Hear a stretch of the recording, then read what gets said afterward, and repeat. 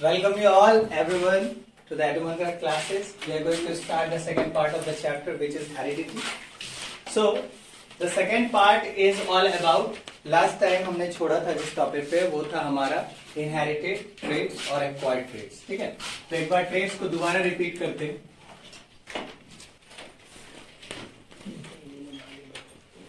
चलिए. ट्रेट्स का मतलब क्या होता है? ट्रेट्स का मतलब होता है गुण. क्या होता है? गुण. ठीक है ना? तो अब ये बताइए कि ये ट्रेट्स कितने टाइप में हमने बांटा था? दो टाइप. कौन कौन टाइप? इनहेरिटेड आइए इनहेरिटेड और एक्वायर्ड.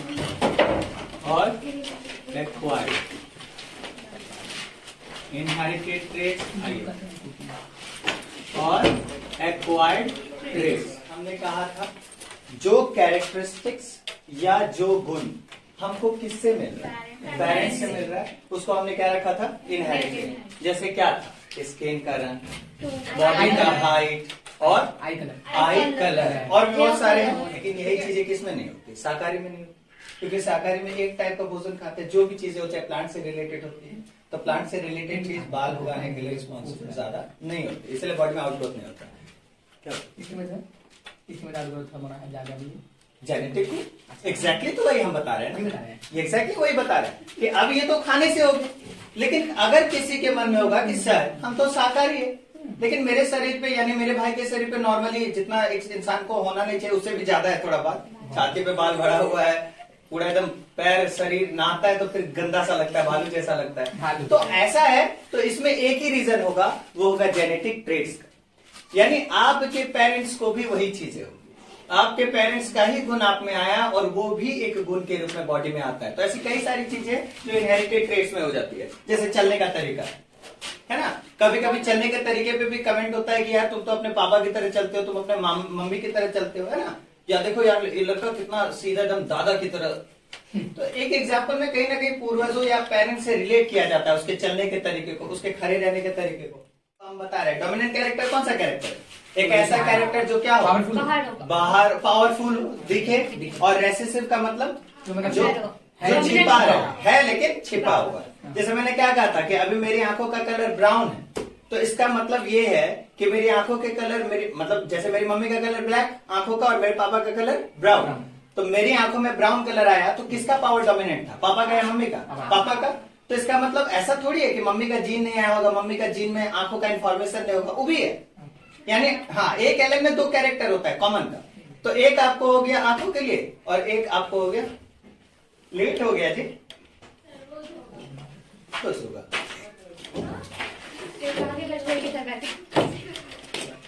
तो अब हम बात कर रहे थे कि इनहेरिटेड में जो गुण आ जाएगा वो हमारा कई सारे हो जाएंगे. जैसे स्किन का रंग हो गया, ठीक है, ये सब हम कल दिखा चुके हैं, आज सिर्फ बता रहे, वापस रिपीट कर रहे. दूसरा आपका हाइट हो गया और तीसरा आपका क्या हो जाएगा? बहुत सारा एटसेट्रा हो जाता है. चलो एटसेट्रा मान लीजिए. और एक्वायर्ड में क्या हो गया? जो हमने पैदा होने के बाद नॉलेज गेन किया, कल भी बताया था. स्विमिंग हो गया, डांसिंग हो गया, सिंगिंग हो गया, ठीक है, या फिर कोई भी एक म्यूजिक इंस्ट्रूमेंट बजाना, या फिर मान लो कि रियासती मिला हुआ है कि चाय बनाने में शौकीन है, सबसे तगड़ा चाय बनाता है. ऐसा ऐसा बहुत सारा गुण होता है जो थोड़ा बहुत मिल जाता है. तो चलो ये तो हो गई बातें.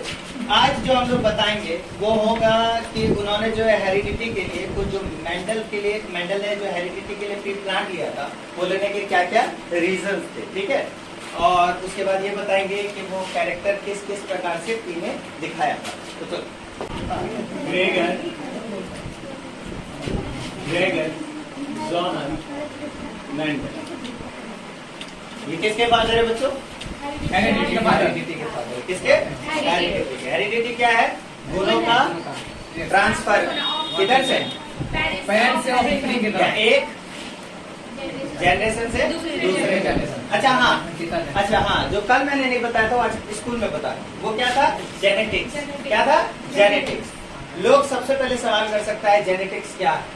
तो याद रख लेना, जेनेटिक्स एक स्टडी है, एक अध्ययन, लेकिन किसका? वेरिएशन का और हेरिडिटी का. ठीक है, हेरिडिटी और वेरिएशन का जो स्टडी होता है उसी को क्या कहते हैं? जेनेटिक्स कहते हैं. क्या कहते हैं? जेनेटिक्स. अब ग्रेगर जोहान मेंडल ने क्या किया था? उन्होंने लिया था, तो सबसे पहले लिखते हैं he was the कभी कभी लोग भूल जाता है, he was the first person study about heredity. He accepted as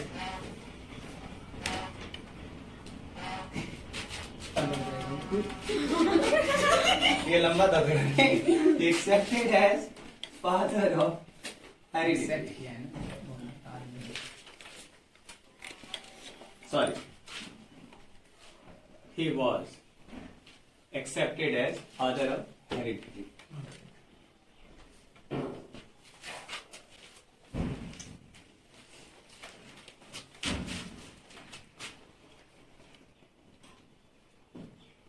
Mendel shows the heredity by performing his experiment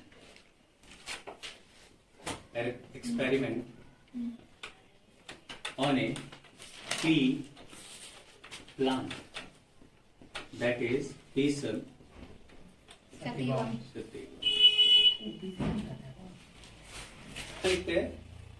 कि मेंडल ने क्या किया था, चूज किया था पी प्लांट कई कारणों से, choose the P plant for following reasons.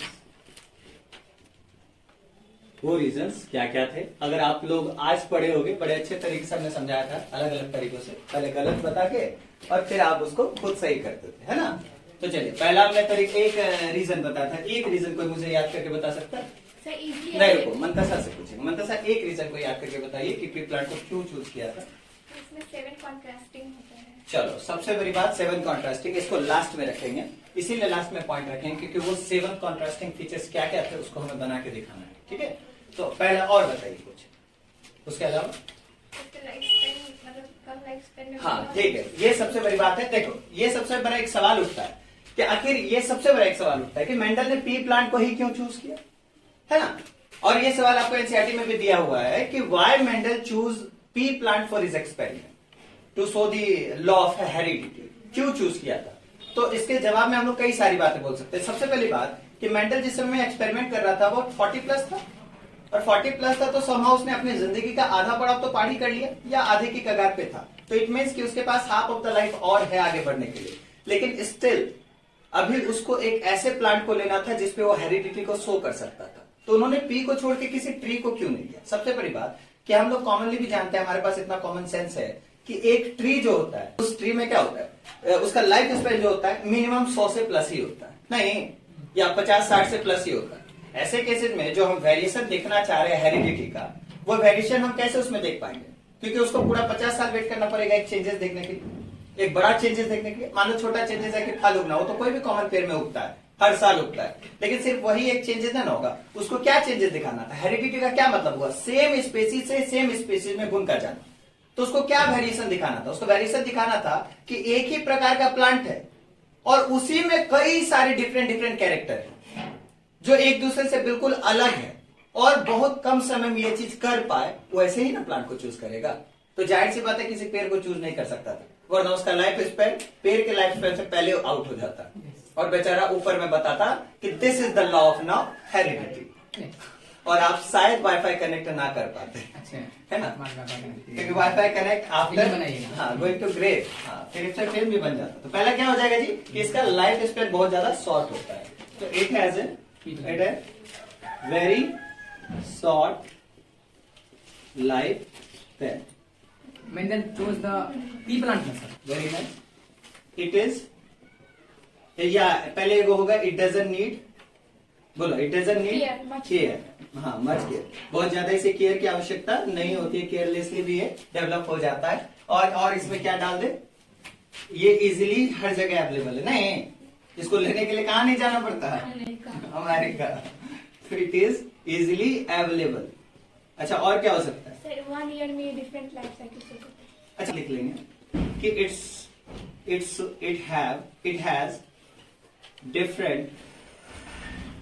it has different seeds, different colors, different size, है ना, एटसेट्रा, बहुत सारी चीजें होती है। हमने तो थोड़ा बहुत कॉन्ट्रास्टिंग कैरेक्टर का भी झलक दे दिया, क्योंकि कॉन्ट्रास्टिंग कैरेक्टर में यही चीज का डिफरेंस बताया जाएगा, बट उसमें क्लैरिटी दी जाएगी कि कौन सा रंग है कौन सा नहीं। और आखिरी लिख लीजिएगा, इट हैज 7 विजिबल, विजिबल तो कॉन्ट्रास्टिंग में आ गया, इट हैज 7 कॉन्ट्रास्टिंग कैरेक्टर।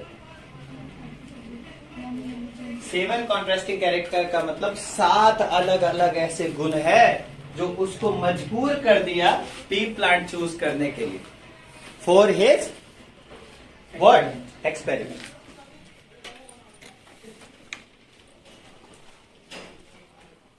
सबसे पहला है, इसको जो हम लोग बांटेंगे जिस बेसिस पे, वो है कैरेक्टरिस्टिक्स स्टडी। कौन कौन से कैरेक्टरिस्टिक्स के बारे में पढ़ा गया, किस किस पार्ट के बारे में पढ़ा गया।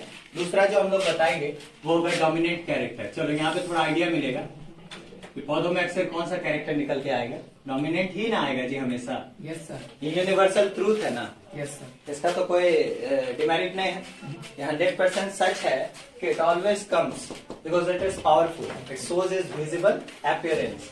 और दूसरा क्या होगा बच्चों, रेसेसिव कैरेक्टर। चलिए, तो सबसे पहला जिस चीज के बारे में बात करेंगे, नंबर 1, तो नंबर 1 है आपको सीड से। क्या है, सीड से। सीड से मतलब मटर के दाने का साइज कैसा होता है जनरली? छोटू सा तो होता है, हम साइज नहीं पूछ रहे, इस शेप पूछ रहे, कैसा होता है? राउंड होता है। तो इसका राउंड जो होता है ना, वो तुमने, अच्छा देखो मेजोरिटी में तुमने क्या देखा है, सीड कैसे होते हैं, राउंड होते हैं या रिकर्ड होते हैं? राउंड होता है। तो तुम बताओ कि राउंड किस में आएगा, डोमिनेंट में कि रेसेसिव? ये तुमसे पूछ के लिखेंगे ना तो तुम भूलोगे नहीं, तुम्हें याद रहेगा। किसमें आएगा, डोमिनेंट के रेसेसिव में? तो जो मेजोरिटी में देखेंगे वो डोमिनेंट होंगे ना जी, तो इसका क्या होगा, राउंड आपको हो गया डोमिनेंट। अच्छा, एक तो राउंड है तो इसका अपोजिट रिकर्ड होगा, तो रिकर्ड भी सीड होते हैं, तो रिकर्ड ऑब्वियसली किस में आ जाएगा, रेसेसिव में। तो ये आ गया रिकर्ड। रिकर्ड मतलब आप देखो साइज भी हम थोड़ा दिखा देते हैं, ये होता है गोल, ठीक है, और इस तरीके का तो थोड़ा बहुत देखते होगे, इस तरीके का ये होता है आपको क्या, रिंकर्ड। रिंकर्ड मतलब समझ रहे हो, एग्जैक्ट सर्किल नहीं है, मतलब थोड़ा बहुत ऊपर नीचे होगा। आपने देखा होगा मटर, ऐसा थोड़ी कि ऐसी बात कर रहे हैं कि मतलब जो सिर्फ सुनने को मिलता है, देखने को नहीं। अभी तो मटर का सीजन है, मैंने अभी जस्ट आलू को भी मटर का खा के आया। वही खाएंगे एग्जैक्टली। चलिए, दूसरा बात करेंगे सीड का कलर। सेकंड कैरेक्टर क्या था, सीड कलर। तो सीड कलर क्या है बच्चों, बोलिए, इसका क्या होगा, येलो तो नहीं हमारे पास, एक होता है येलो और एक होता है ग्रीन। तो इत्तेफाक से जो डोमिनेंट कैरेक्टर होता है वो होता है येलो। क्या होता है, येलो। और जो रेसेसिव कैरेक्टर होता है वो होता है ग्रीन। क्या होता है, ग्रीन।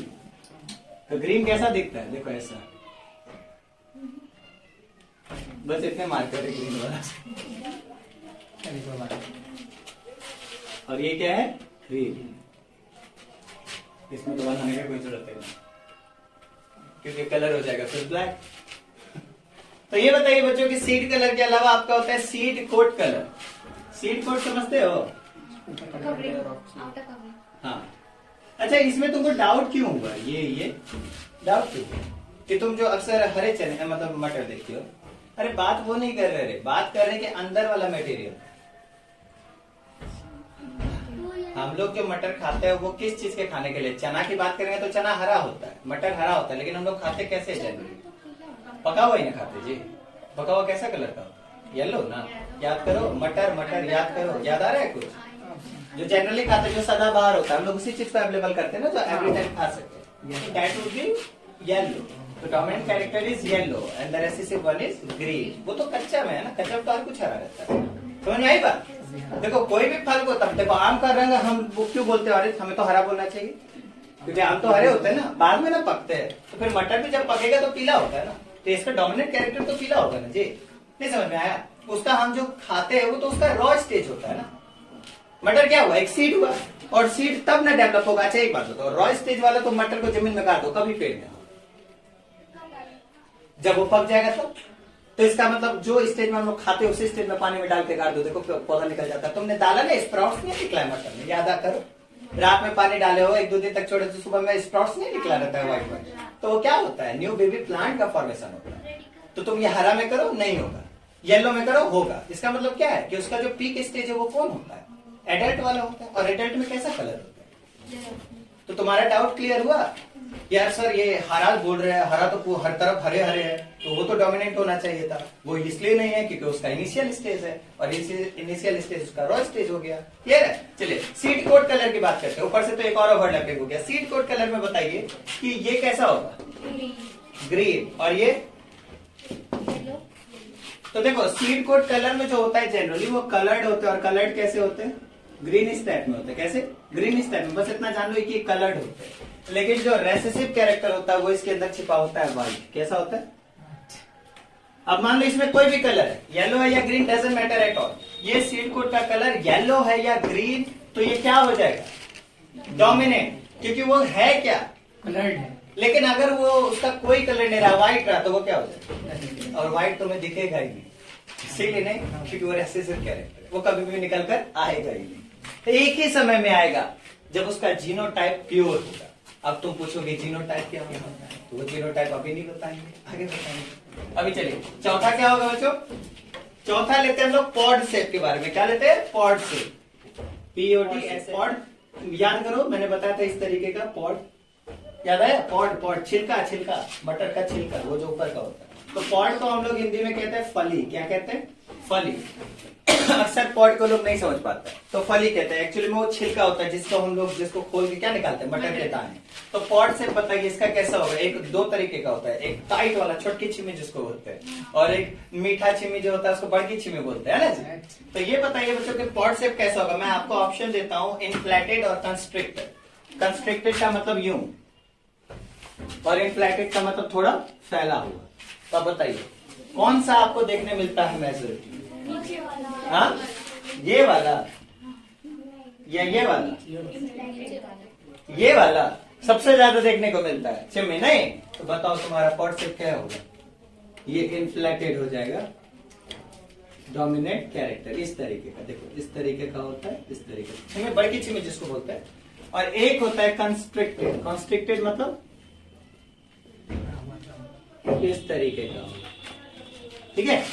वही छोटकी छिमी जो तो पूरा टाइट होता है। ऐसे तुमको अगर देखना है ना कंस्ट्रिक्टेड फॉर्म, तो तुम ये वाला इन्फ्लेटेड को फ्रीज में डाल दो, आराम से सुबह निकालो, देखो कंस्ट्रिक्टेड फॉर्म में होगा, उसका सारा मॉइस्चर खत्म हो जाएगा। ठीक है? तो क्या होगा इससे, उसके ऊपर क्या होगा, एटमॉस्फेरिक प्रेशर लगेगा, क्योंकि उसके अंदर वैक्यूम मीडियम क्रिएट हो गया है। उसके अंदर का हवा निकल गया, इसी वजह से वो कंस्ट्रिक्टेड फॉर्म में आ जाएगा। साइंटिफिक बात है, वैसे फोर्स एंड प्रेशर में समझ जाते हैं वो टॉपिक। 5 नंबर जो हम लोग बात करेंगे वो बात करेंगे पॉड का कलर का। पॉड का कलर यानी फली के छिलके का रंग। बताओ पॉड कलर कैसा होगा, दो बताते हैं, एक ग्रीन और एक येलो। ग्रीन आपको क्या होता है, और आपको येलो रेसिव। ठीक है, चलिए ऊपर वाला मिटाए। चलो लास्ट दो बचा हुआ है, 6 और 7। चलो 6-7 है फ्लावर पोजीशन। फ्लावर पोजीशन मतलब फूल कहाँ पे होता है, ठीक है? तो क्या होगा छठा, फ्लावर पोजीशन। देखो अच्छा एक बात बताओ, पौधे पहले बनाने होंगे फिर ही तो फूल बताएंगे। मैंने तुम्हें कहा 2 तरीके के पोजीशन होते हैं, एक एक्सियल होते हैं और एक टर्मिनल होते हैं। तो एक्सियल का मतलब मैं बता देता हूँ। मान लो ये फूल है, ठीक है? तुम्हें पता है ना वो क्रीपर होते हैं, क्लिम्बर होते हैं, या फिर क्या होते हैं, छिम्मी क्या होते हैं, क्रीपर होते हैं, नहीं रे क्लिम्बर होते हैं जनरली। इसको लतराया भी जाता है, दोनों होते हैं, उनमें कॉम्बिनेशन होता है। उसको क्रीपरो बना दो, उसको क्लिम्बरो बना दो। क्रीपर जनरली उसी को कहते हैं जिसका फल काफी बड़ा होता है, जो जनरली आपको क्या बोलता है, क्लाइम नहीं कर सकता। लेकिन हम लोग देखते हैं कि सब बड़का बड़का फल को छप्पड़ियों पे लोग लगा देता है। कभी कभी सीधे नीचे से उठा के लगा दिया ऊपर, ऊपर में छप्पड़ में खपड़ा सब तोड़ते हुए जो धस जाता है। ऐसा आपने कभी देखा होगा, किसी न किसी जगह सुना भी होगा। तो ये मान लो आपका फ्लावर पोजीशन की बात कर रहे हैं, तो देखो ऊपर में रहता है फ्लावर, ठीक है? क्या रहता है, ऊपर में रहता है फ्लावर। और ये जो ऊपर वाला फ्लावर है तो इसको क्या कहेंगे, किस पोजीशन में कहेंगे, एक्सियल। क्या कहेंगे, यहाँ पे फ्लावर ऊपर में होगा, और एक होता है बच्चों टर्मिनल। क्या होता है? टर्मिनल का मतलब हुआ कि फ्लावर तो कैसा रहेगा, मान लो ये यहाँ पे मान लो इस तरीके का फ्लावर हो गया, यहाँ पे मान लो इस तरीके का फ्लावर हो गया, लेकिन ये फ्लावर यहाँ नहीं, यहाँ पे क्या है? पत्ते है। समझ रहे हो? मतलब एक्सियल मतलब ऊपर में क्या नहीं है? फ्लावर नहीं है। और फ्लावर कहाँ है? फ्लावर साइड में। तो अगर मान के चलो फ्लावर ऊपर होगा तो वो क्या होगा? एक्सियल। और एक्सियल किसका पोजीशन बता रहे? तो जो सबसे टिप पे रहेगा फ्लावर, वो कौन सा फ्लावर? वो डोमिनेंट होगा। तुम्हें समझ में आ जाएगा कि उससे निकलने वाला फल एक्चुअली में डोमिनेंट फल होने वाला है, ठीक है ना? क्योंकि ये कैरेक्टर कौन सा है? डोमिनेंट। अगर एक्सियल ऊपर में टिप पे फूल आ गया तो समझ जाना वो डोमिनेंट कैरेक्टर है। डोमिनेंट मतलब जो दिख रहा है, ऑब्वियसली दिख रहा है तो डोमिनेंट होगा ही। और तुमसे अगर कोई पूछेगा सात तो तुमको बताना है। सातवां और आखिरी होता है स्टीम। स्टीम लेंथ होता है। क्या होता है बच्चों? स्टीम लेंथ, यानी स्टीम की लंबाई। तो इस हिसाब से पौधा लंबा या छोटा होता है। पौधा लंबा या छोटा होता है। तो स्टीम की लंबाई ऑब्वियसली, अगर मैं बोलूंगा तुम्हारा इस चेस्ट से लेके तुम्हारे वेस्ट तक का लंबाई अगर छोटा है तो तुम्हारी साइज क्या होगी? छोटी एक प्रकार से। तो उस हिसाब से पैरों की भी साइज होगी। तो उसी तरीके से कह रहा है कि अगर कोई पौधा का स्टीम छोटा है तो पौधा एक्चुअली में क्या होगा? हाइट उसका छोटा होगा, ड्वार्फ होगा। और अगर कुछ का लंबा होगा स्टीम तो एक्चुअली में वो पौधा का साइज कैसा होगा? टॉल होगा। ठीक है, तो बताओ टॉल कैरेक्टर होता है डोमिनेंट या फिर ड्वार्फ होता है? टॉल होता है। तो एग्जैक्टली यहाँ पे क्या हो जाएगा? लॉन्ग, यानी लंबा। तो लंबा का क्या हो जाएगा? इस तरीके से। अब मान लो 1 2 3 4 है, तुम याद रखना। और दूसरा में क्या हो गया? ड्वार्फ हो गया। ड्वार्फ मतलब शॉर्ट यानी छोटा। और इसका पौधा कैसा होगा? कुछ ऐसा। इसको 2 गो दे।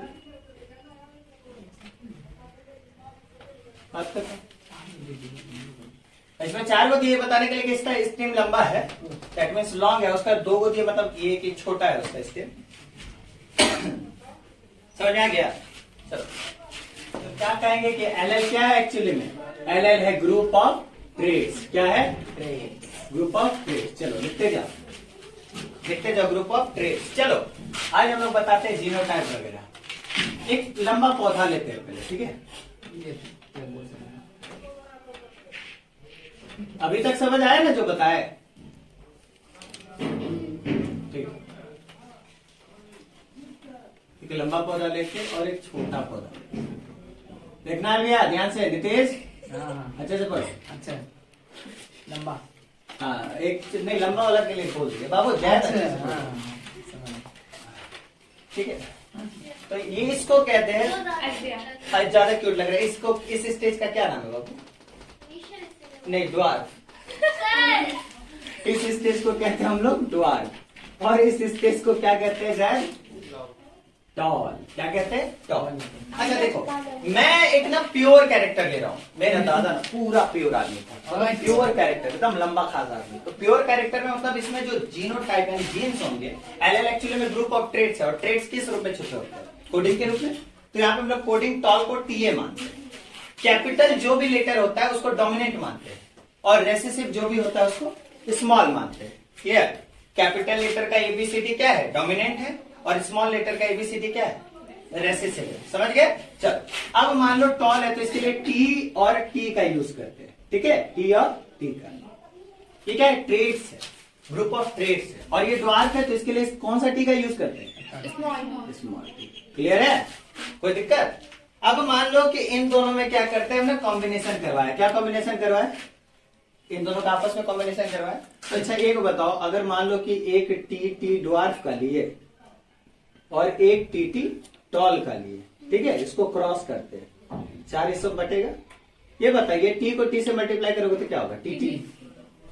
इसको इससे, इसको इससे और इसको इससे। लेकिन याद रखना टी ऐसा बोल के तो बन नहीं जाओगे, उसके लिए पढ़ना पड़ता है। ठीक है, तो ज्यादा टीटी नहीं बोलना है। तो वेल आगे बात करते हैं। तो इसमें सिर्फ एक ही चीज प्राप्त हो रहा है, वो हो रहा है टी कैपिटल और स्मॉल टी। अच्छा एक बात बताओ, ये पौधा नेचर में कैसा होगा? दिखेगा कैसा? टॉल दिखेगा। क्यों दिखेगा? क्योंकि सर ये जो स्मॉल वाला है ये क्या है? रेसेसिव। अच्छा देखो, रेसेसिव मौजूद है ना, लेकिन पौधा कैसा निकलेगा? क्योंकि डोमिनेंट कैरेक्टर कौन है? समझ आ रही है बात? आ रही है? तो इन दोनों से एक कॉमन, अगर ये चारों एक ही जैसे बने तो एक ही ले लेते। क्या ले लेते उसको? टी और टी। कोई दिक्कत? बोलो। क्योंकि ये चारों एक ही चीज है तो हम इसको एक लिए। अब बताओ इसमें ये जो कैरेक्टर है ये वाला, इस फेज को क्या कहते हैं? डोमिनेंट। और इस फेज को क्या कहते हैं? क्लियर है? पहले बनाओ इसको जल्दी जल्दी बनाओ।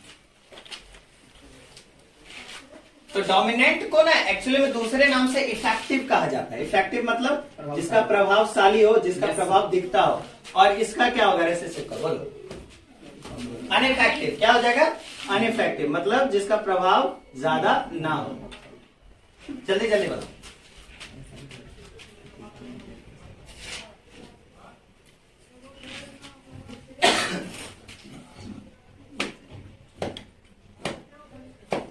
वैसे अभी टेंशन मत लो, अभी मोनो हाइब्रिड वगैरह पे नहीं आया, उसमें आने में टाइम है। ये सिर्फ एक झलक सब दे रहे, छोटा छोटा इसीलिए क्योंकि ऐसे ही सीखोगे। अब हम बहुत ज्यादा वो नहीं करेंगे। जल्दी जल्दी करो, अभी अपने पास 15 मिनट है। अब एलएल को एक बार फिर से लिखना है, ठीक है? 17 different form of given gene. वो तो सिर्फ एक बताया तरीका कि वो ग्रुप ऑफ ट्रेट्स होता है, लेकिन उसको अलग से क्या कहेंगे? Different form of given gene. अच्छा, वो गिवन जीन क्या क्या हमने लिए थे? एक कैपिटल टी लिया था, जिसका मतलब क्या हुआ? It is a dominant, it is, हाँ तो अच्छा ये रिस्पॉन्सिबल क्या चीज के लिए? ये तो बता ही दी कि वो टी डोमिनेंट पहले ही लिखा दी। ये रिस्पॉन्सिबल क्या चीज के लिए? फॉर टॉलनेस, है कि नहीं? बताओ, लंबाई के लिए है ना? अच्छा, ये क्या चीज के लिए होगा? ड्वार्फनेस। अच्छा चलो डॉटा दे देते, समझ जाओ। ड्वार्फनेस, ड्वार्फनेस मतलब छोटा साइज, बौनापन जिसको कहते हैं, उस साइज के लिए स्मॉल टी रिस्पॉन्सिबल है। बच्चों याद रखना कि हर एक इंडिविजुअल में जो जीन होते हैं, उस हर एक जीन में कितने एलेल होते हैं? हमेशा याद रखना, हर एक जीन में कितने एलेल होते हैं? 2। तो 3 जीन में कितना एलेल होता है? समझ गए? जितना भी जीन होगा एलएल उसका डबल कर देना। लेकिन हर एक जीन के अंदर जो 2 एलएल होंगे उनका कैरेक्टर सेम ही होगा, बस वो कैरेक्टर थोड़ा डिफरेंट क्या होगा? कलर। अगर मान लो आइरिस है तो कॉमन सब्सटेंस है, आइरिस का कलर क्या है? कॉमन है। मान लो उसमें कोटिंग छिपा हुआ आंखों के आइरिस का रंग, तो दूसरे वाले एलएल में भी क्या है? आंखों के आइरिस का रंग ही है, लेकिन बस उसमें रंग अलग है। तो हमने क्या कहा कि 7 कॉन्ट्रास्टिंग विजिबल कैरेक्टर क्या क्या हो सकते हैं, वो तुम देख चुके। शेप हो सकता है, साइज हो सकता है, रंग हो सकता है। पी प्लांट पे किया, लेकिन उससे जो ऑब्जर्वेशन मिला वो तो इंसानों में भी ना होता है कई मायनों में। तभी तो इंसान एक दूसरे के साथ वेराइड रहते हैं, अलग रहते हैं। तुम सब सोचो, इमेजिन करो, तुम सभी के पास मात्र इतनी गो का एरिया है, सरफेस एरिया, और इतनी गो के एरिया में वही सारी चीजें तुम्हारे पास जो हमारे पास है, बट स्टिल हम सब एक दूसरे से अलग है। क्यों? कुछ तो वेरिएशन है, और वही लिटिल वेट वेरिएशन हम महसूस ही नहीं कर पाते। हम कहेंगे तुम्हारा चेहरा उससे अलग क्यों? बताओ तो किस रीजन से? कलर को छोड़कर बताओ तो दूसरा क्या रीजन है? तो सर मेरा मुंह ऐसे चढ़ा हुआ, मुंह ऐसे दबा हुआ है, ऐसे थोड़ी दोगे। फैक्ट बताओ, क्योंकि सरफेस एरिया हमारा यही है। तो ये सब वेरिएशन के कारण होता है। तो चलिए एक पॉइंट लिखिएगा कि एन इंडिविजुअल का मतलब अकेला, an individual 2 LL in 1 gene. एक जीन में किसी भी इंडिविजुअल के पास 2 LL होते हैं, ठीक है? जो कहां से ट्रांसफर्ड होते हैं? विच ट्रांसफर्ड बाय, बोलो किसे ट्रांसफर्ड होते हैं जीवन? अपने पेरेंट्स। किसे? विच ट्रांसफर्ड बाय पेरेंट्स। अरे भाई वो सिर्फ एक एग्जाम्पल था पी का, अब चर्चा हम ही पे हो रहा है। ये हेरिडिटी हम इंसानों पे पढ़ रहे हैं, तो यहाँ पे पी को लेके नहीं बोलना कि विच ट्रांसफर्ड बाय पी प्लांट। तुमको पी प्लांट नहीं देता है ट्रेड्स, तुमको तुम्हारे मम्मी पापा ही देते हैं, ठीक है ना? The individual has 2 LL in 1 gene which transferred by parents. और ये किसमें पाए जाएंगे gene? It is found in collectively, बोलो collectively। आगे बढ़ो, आगे। हेरिडिटी का कौन कंपोनेंट था? डीएनए का है बोल रहा है, क्या बोलोगे? बोल रहे आगे बढ़ो, तो डीएनए के बाद डीएनए रहो, आगे बढ़ो ना। क्रोमोसोम किसमें पाया जाएगा? क्रोमोसोम। आगे बढ़े याद रखना, इसमें डीएनए के अंदर जरूर होता है, लेकिन हमको बार बार डीएनए का चर्चा नहीं करना। अगर चर्चा करना है ओवरऑल तो किसका करना है? क्रोमोसोम, या फिर वापस जीन और एलएल। अब बताते हैं फेनोटाइप और जीनोटाइप। हाँ चलो 10 मिनट में बता देंगे। अब बताते हैं फेनोटाइप। फेनोटाइप का क्या मतलब है? फेनोटाइप का मतलब होता है कुछ ऐसा जो दिखे। जैसे एग्जांपल में देखो, मैं तुमको सिंपल तरीके बताता हूं। क्लियर है? क्लियर है? ये प्योर टॉल है, ये प्योर ड्वार्फ है। प्योर ड्वार्फ होने का मतलब इसमें कोई भी कैपिटल, कोई भी टॉलनेस छिपा हुआ नहीं, कोई भी डोमिनेंट कैरेक्टर नहीं, प्योर रेसेसिव कैरेक्टर। क्लियर है? प्योर टॉल है। अच्छा ये क्या है? टॉल तो है लेकिन कॉम्बिनेशन क्या है? मिक्सिंग। किसका? रेसेसिव और डोमिनेंट दोनों। तो देखो प्योर टॉल है तो ये जो बताता है ना कैपिटल टी और कैपिटल टी के कारण कि सर ये प्योर टॉल हुआ। आपने प्योर टॉल तो पकड़ा। जैसे देखो मैं बोलूं कितना लंबा और कितना छोटा पौधा है इन तीनों में, के वो लंबा और के वो छोटा पौधा है। सब एक एक पौधा है, 3 पौधा है तो कितना लंबा और कितना छोटा है? 2 लंबा है। तो जो फिजिकली पता चल रहा है वो क्या है? इसके अंदर का जेनेटिक कोडिंग क्या है वो मुझे फर्क नहीं पड़ रहा है। लंबा कितना पैदा हुआ? 2 और छोटा कितना हुआ? 1। समझ आ रही बात? तो वो जो हमें फिजिकली दिख रहा है ना लंबा और छोटा, वो जो फिजिकली दिख रहा है वो क्या है? फिनोटाइप। और अब मैं बात करूं कि सर ये जो एक दूसरा लंबा है, इस दूसरे लंबे में सर एक्चुअली में इसके कोई रेसेसिव नहीं है क्या? हाँ सर एक में रेसेसिव छिपा हुआ है। तो इसका मतलब ये जो कोडिंग जिसे पता चल रहा है टी और टी वाला, ये क्या है? जीनोटाइप। नहीं समझे? जिस कोडिंग से आप लंबाई, हेरिडिटी इसीलिए सबसे डिफिकल्ट है समझने में, ये सबसे टफेस्ट चैप्टर होता है समझने में। जो कोडिंग की वजह, जैसे मैं कह रहा हूं कि आप बताओ प्योर कौन है और क्या बोलता है इम्प्योर कौन है इन दोनों में। तो जो कोडिंग आप देख रहे हो ना इसके अंदर कैपिटल कैपिटल और या कैपिटल स्मॉल, वही कोडिंग है तो है जीनोटाइप। जीनोटाइप क्या है? उसका जेनेटिक्स अंदर में कैसा है कि उसका मतलब डार्कनेस डोमिनेंट प्योर है या रेसेसिव प्योर है या डोमिनेंट रेसेसिव मिला हुआ है, वो कैरेक्टर जो है वो है आपका। क्योंकि वही डोमिनेंट और रेसेसिव का मिक्सिंग में डोमिनेंट डिसाइड करेगा कि बनना कैसा है, दिखना कैसा है। लेकिन होता तो डोमिनेंट और रेसेसिव का कॉम्बिनेशन, या तो प्योर डोमिनेंट या प्योर रेसेसिव। समझ आ रही है बात? तो वो जो प्योर का जो डिजिट है यानी एक जो वैल्यू अल्फाबेटिकल, वही क्या होता है? जीनोटाइप। अभी लिखा होगा तो समझ जाओगे। और दूसरा क्या है? फिनोटाइप। ठीक है? अभी नहीं समझ में आया कोई बात नहीं। अभी जो दूसरा, ये तो बस ऐसे हम समझाने की कोशिश किया। अब जो एग्जांपल देंगे परफेक्ट समझो। पहले लिखो फिनोटाइप कि it is the physical appearance. ये क्या होते हैं? फिजिकल अपीयरेंस होते हैं। It is the physical appearance. बहुत टफेस्ट है भाई ये समझाना। तो it is the physical appearance. और करके लिख लो दूसरे भाषा में, और करके लिखो कि it is an individual observed traits. It is an individual observed trait. अरे मैंने बोला बताओ मेरे क्लास में किस बच्चे की आंखों का रंग काला है, तुम कैसे करोगे? कैसे बताओगे? देख के बताओगे। तो तुम्हें अगर उसकी आंखों का रंग दिख रहा है तो वो एक्चुअली में क्या है? उसका फेनोटाइप। समझ आ रही है बात कि नहीं आ रही है? तुम्हें जो दिख रहा है डोमिनेंट कैरेक्टर निकल कर जो आ रहा है वही कैरेक्टर क्या है? फिनोटाइप। ठीक है ना जी? चलो जैसे मैं बोलूं कि बताओ इसका रेशियो निकालो, वही जो टी टी, ठीक है, टी और टी और टी और टी और टी और टी, बताओ इसका रेशियो निकालो। कौन रेशियो? Phenotypic ratio. तो क्या करोगे? देखो फेनोटाइपिक में बताओ ये दोनों तो लंबा है, ठीक है। अच्छा ये भी तो लंबा है, तो लंबा के गो है? 3 है। अच्छा छोटा ये के गो है? 1 गो। तो ये हो गया इसका फिनोटाइपिक रेशियो। नहीं कि लंबा 3 गो बना, टी कैपिटल कैपिटल और कैपिटल, तो तीनों लंबा हो गया। रेसेसिव है उससे कोई फर्क नहीं पड़ रहा है। दिख क्या रहा है? लंबा। तो 3 लंबा और 1, क्योंकि इसमें क्या है? Pure dwarfism. अब समझ आ रही है? अब यही हम बोलेंगे कि बताओ इसका जीनोटाइपिक रेशियो क्या होगा। तो देखो कैसे पता चलेगा। देखो तो ये इकलौता है ना सबसे अलग, तो क्या हो गया? 1। दूसरा है क्या इसके अलावा कोई? 1। अच्छा दूसरा देखो ये दोनों सेम है ना, ये दोनों अलग है क्या?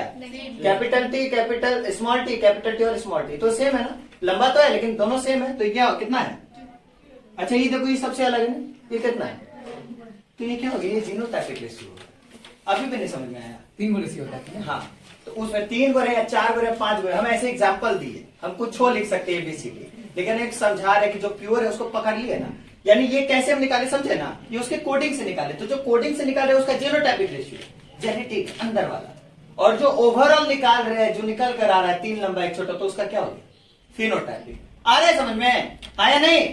चलिए ठीक है अब आ रहा है। चलो ठीक है तो आगे हम बताते हैं। तो क्या है? फिनोटाइप एक फिजिकल अपीयरेंस है या किसी इंडिविजुअल का ऑब्जर्व ट्रेट है। पता है क्यों? क्योंकि फिनो का मतलब ही होता है ऑब्जर्व। इसका क्या मतलब होता है? ऑब्जर्व, ऑब्जर्व करना। तो इसीलिए क्या है, ये किसी इंडिविजुअल, हमारा तुम्हारा एक ऑब्जर्व ट्रेट्स है। जैसे मेरा एक ऑब्जर्व ट्रेट्स बताओ, जल्दी बताओ, मेरा एक फिनोटाइपिक बताओ। टॉलनेस, और दूसरा बताओ। आई का कलर ब्राउन, और तीसरा बताओ। स्किन कलर, वो रिकॉर्ड है जो हेयर का ग्रोथ सब खराब हो रहा है। मेरे खानदान में किसी का बाल नहीं हो रहा है। खानदान है, पापा में बोल रहे, पापा में, मेरे भैया में, मेरे फैमिली में अपने पापा भैया किसी का हो रहा है, किसी का नहीं हो रहा है। मेरा थोड़ा हेयर फॉल ज्यादा हो गया, तो एक्वायर्ड है, उसको हटाओ। रेस्ट बताओ, रेस्ट बताओ। It is an individual observe traits है, तो ये इसमें मेरा और कुछ बताओ। हाँ, बॉडी लैंग्वेज, बॉडी लैंग्वेज तो समझ में आ रहा है। अब मेरा जीनोटाइप तुमने बता पाओ, उसके लिए क्या करना होगा, तुमको मेरे अंदर अध्ययन करना होगा, स्टडी करना होगा मेरे अंदर किस टाइप का कोडिंग है। लेकिन क्योंकि मान लो हो सकता है मेरे अंदर रेसिपी छुपा हो किसी में, और किसी में प्योरे हो, है ना, तो वो पता किया जाएगा। इसलिए जीनोटाइपिक से तो हम लोग क्रॉस वगैरह करवा के निकालते हैं जनरली वैसे। चलिए चलो, एक सवाल है मेरा। अच्छा हाँ, इट रिप्रेजेंट द फिजिकल, एक और लिख लीजिए। It represent the physical, it represents the physical characteristics of trait, characteristics of traits। अच्छा, अभी एक बात बताओ मुझे, अभी के अभी इसको क्या कहेंगे? What is trait? ये क्या कहलाएगा? ये क्या कहलाएगा? इसका क्या कहेंगे? Combination of recessive and dominant. क्या कहेंगे इसको? एक वर्ड में बताओ। शांत रहेगा नितिश, तू शांत रहेगा, अलविया तुम शांत रहेगी, शांत रहना। अच्छी बात है, नहीं पता, अगर पता रहेगा तो भी शांत रहना, और तुक्का भी नहीं मारना, क्योंकि तुम्हारा तुक्का शायद सही हो जाए। रेस्ट ऑफ द चीज से बोलो, गौर करो। प्योर है, इम्प्योर है, डिफरेंट जीन का कॉम्बिनेशन क्या कहलाएगा? और दिमाग लगाओ। अरे गधो, टॉपिक क्या था? तो ये क्या कहलाएगा? याद है एलएल में क्या लिखा है? Different form of given gene. तो ये क्या है? डिफरेंट फॉर्म ही तो है, नहीं समझे? तो ये क्या कहलाएगा? कलेक्टिवली एलएल कहलाएगा। क्या कहलाएगा? इसका रेशियो मांगे है जो आप बोलोगे जीनोटाइप, या इसका रेशियो मांगे है जो आप कहोगे। आज तुमको ना तोड़ देंगे हमको, समझा पूरा? ठीक है, क्लास तुम ऐसे ही गैप मारो। देखो आज तुमको बताते हैं। तो ये क्या हो गया? कैपिटल टी और स्मॉल टी, मतलब ये क्या है? एलएल है। क्लियर है ना? क्योंकि ये क्या है? डिफरेंट फॉर्म ऑफ जीन है कि नहीं? आपको बोलोगे सर एक जीन में तो एलएल होता है, आप कह रहे डिफरेंट फॉर्म ऑफ जीन। अरे कलेक्टिवली क्या कहेंगे? जीने ना कहेंगे जी। हम कहेंगे यार मेरे को मेरे मम्मी पापा से इतना है क्या? हाँ, लेकिन अकेले अकेले में ना बोलेंगे, सिंगल सिंगल, जैसे ई एल एल नहीं। हाँ, ये एल एल कम से कम, क्योंकि different form of given gene होते हैं। तो हम किसी को अगर मान लो कहेंगे ये एल एल है, तो तुम बोलेगे किससे कंपेयर करके इसको एल एल कर रहे? तो दो, एक तो रेफरेंस होगा ना, नहीं समझे? मान लो तुमको मेरे यहाँ आना था, तो एक कोई ओरिजिन होता है, एक रेफरेंस होता है। तुमको यहाँ आना है, तो ये तुम्हारा क्या है? ओरिजिन है। लेकिन तुमको यहाँ आने के लिए किसी चीज का मदद लेगा ना, पूछता नहीं है लैंडमार्क। तो आप बोलते हो जी वहां पे आरामिल है, उससे सीधे मुड़ जाना। तो आरामिल क्या हो गया? एक रेफरेंस पॉइंट हो गया। तो आप जिसकी मदद से ओरिजिन तक पहुंचते हो वो आपका रेफरेंस हो गया। तो भाई साहब इसका कंपैरिजन किसी के साथ होगा ना। ये डिफरेंट फॉर्म ऑफ जीन है, लेकिन किससे डिफरेंट है? तो भाई इससे डिफरेंट है। तो इसीलिए इसको कलेक्टिवली क्या कहेंगे? एलएल कहेंगे। समझ आई बात? ठीक है, आगे इसका रेशियो मांगेंगे तो जीनोटाइप, और फिजिकल अपीयरेंस मांगेंगे तो आज लिखा है नहीं है, लेकिन समझ तो आया है ना? ठीक है, तो सॉल्यूशन क्या हो जाएगा बच्चों? एलएल। ठीक है, आज का क्लास ओवर। आया समझ में? कोई दिक्कत? देख